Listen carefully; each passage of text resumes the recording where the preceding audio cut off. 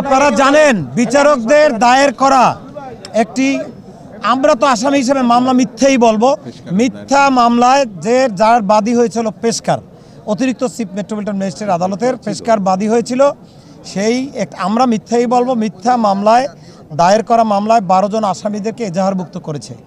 একজন আসামি আমাদের অ্যাডভোকেট সাদিউল লিঙ্কন, যিনি বরিশাল বারের সভাপতি, তাকে সরাসরি যেদিন মামলা হয়েছে সে মামলা এজাহার হওয়ার পূর্বেই 4-5 ঘন্টা পূর্বেই তাকে গ্রেপ্তার করেছে। সেই মামলায় আজকে লিঙ্কনের জামিন শুনানি ছিল। আমরা ওই এজাহারভুক্ত আরও 11 জন স্বেচ্ছায় বিজ্ঞ আদালতে হাজির হয়েছি। বিজ্ঞ আদালত আমাদের জামিন শুনানি শুনে হাজতি আসামি লিঙ্কনকে জামিন মঞ্জুর করেছেন এবং স্বেচ্ছায় হাজির আসামিদের মধ্যে 10 জনকে জামিন মঞ্জুর করেছেন। একজন আসামি মিজানুর রহমান রাজুকে সে হাজতে প্রেরণ করেছেন, তার জামিন নামঞ্জুর করেছেন।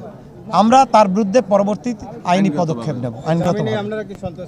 আমরা ন্যায় বিচারের যেহেতু চাই এবং ন্যায় বিচার মানুষ চায়, আমরা ন্যায় বিচারের পরিপন্থী আমরা কোনো কিছুই করতে চাই না।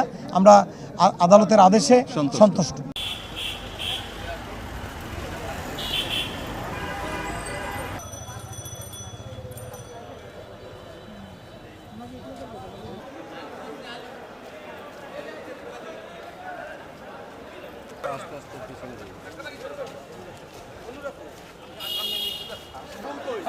একলা গানে এই দিছাও ওই